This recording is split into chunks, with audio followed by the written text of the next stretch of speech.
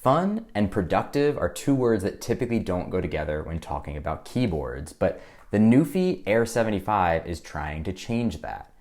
Its slim design combined with low-profile Gateron mechanical switches and connectivity for up to 4 devices makes it a productivity powerhouse. But when you add in the whimsical colors across the keys, RGB backlighting, and really unique light bars, it's a fun addition to pretty much any setup. Hi, my name's Cameron Doherty, and I have been searching for the best low-profile keyboard out there. And I'm going to tell you why I think the NuPhy Air75 is almost perfect.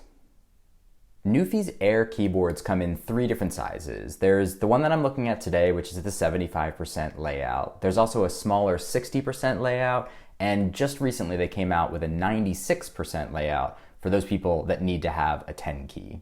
All of them work both wired and with Bluetooth. In this case, that connects with up to 3 devices through Bluetooth and a 4th device via an included USB dongle.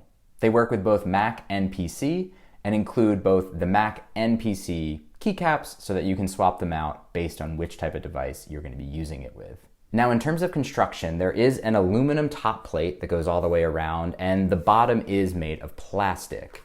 You will see an awesome accent of this shiny aluminum piece along the bottom that I think is a nice touch, but obviously you don't really notice it when it's down on your desk. Also along the bottom, you'll see that there are these small sort of turquoise feet. We're going to talk more about these in the section about what makes this keyboard unique, because it's definitely a unique thing that they're trying to do with these. The one thing that will stand out aside from those small little feet are that there's no adjustable feet for the back. Instead, what NuPhy does is includes a magnetized, basically piece of rubber to give you one height adjustment. Now, this is a bit of a con there if you're somebody that likes either a really steep keyboard or likes to adjust it depending on how you're using it. But in this case, you can either use the keyboard in its flat state or on what I'd say is probably somewhere around 4 to 5 degrees when you attach the orange rubberized feet to the bottom. Now, the keycaps on the Air series are both a highlight and also a little bit of a low light. The highlight is the fact that they are PBT keycaps, which means they're higher quality plastic than the ABS plastic used by so many of NuPhy's competitors. This means that they're going to resist shine over time, and they should hold up really well in the long term. However, with going to that upgraded plastic, what they took away was the shine through on their keys. And so that means that if you have your backlighting on, if you're using your RGB in any way, you'll only get the illumination from around the keys rather than through the key where the letter is. And I happen to love the shine through aspect of keys. I think it's super helpful as well when you're in a dark room, you're trying to figure out what key you're using. And in this case, you're going to miss out on that. Now, below those keycaps are Gateron low profile switches.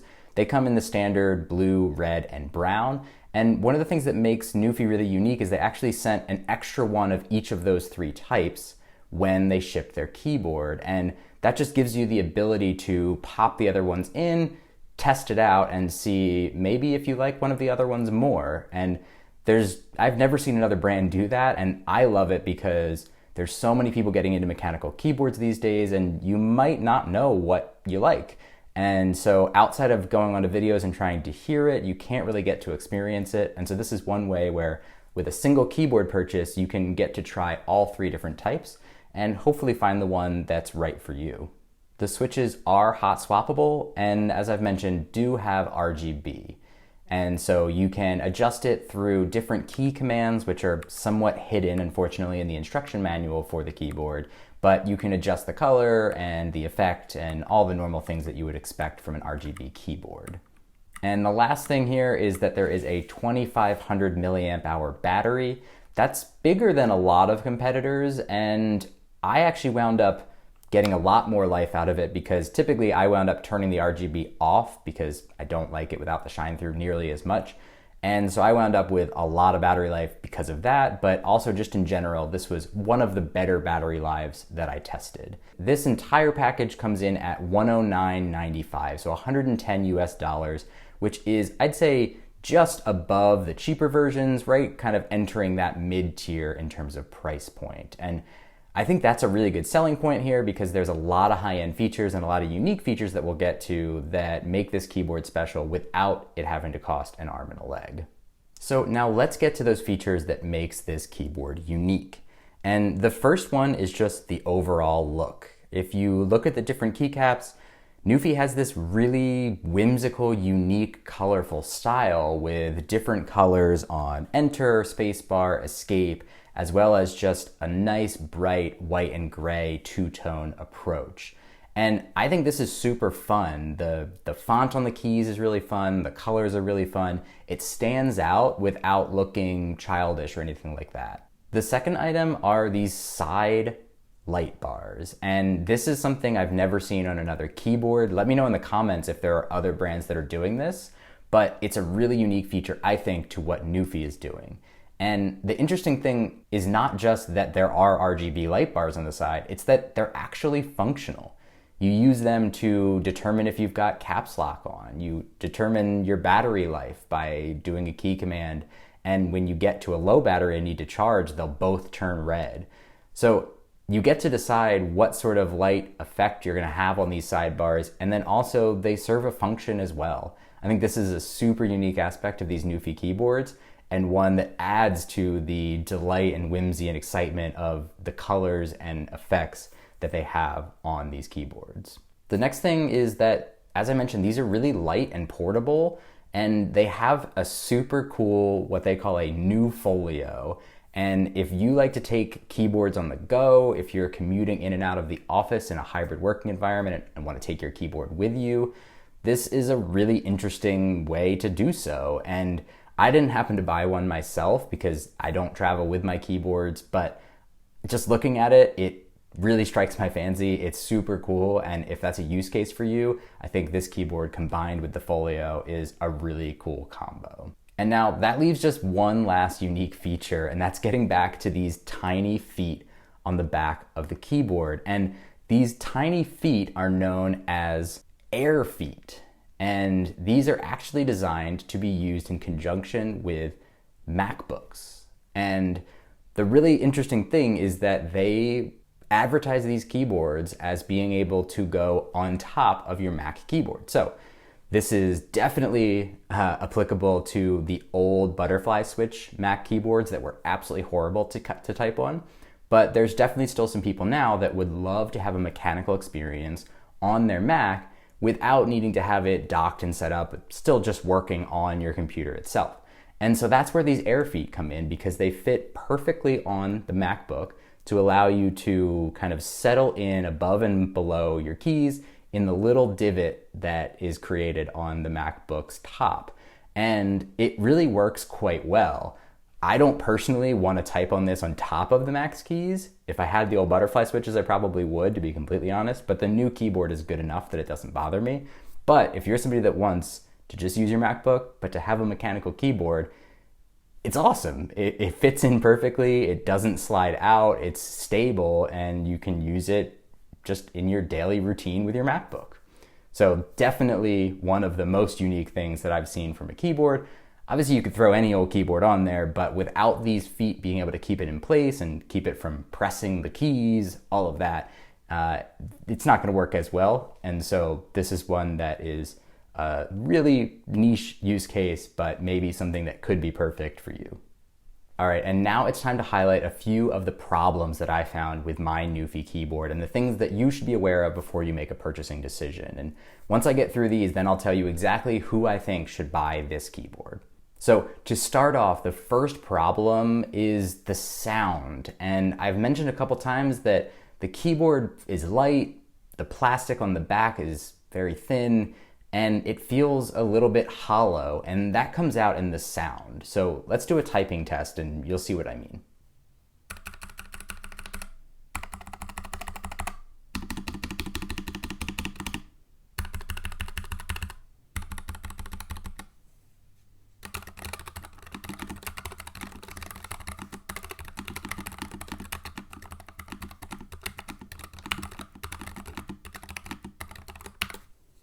So I'm using brown switches, and overall the sound is not bad, but it does sound hollow to me, and it also feels very hollow. So obviously that's not something that I can portray for you, but when you're pressing down, you don't feel a lot of solid backing behind it. You sort of just feel emptiness.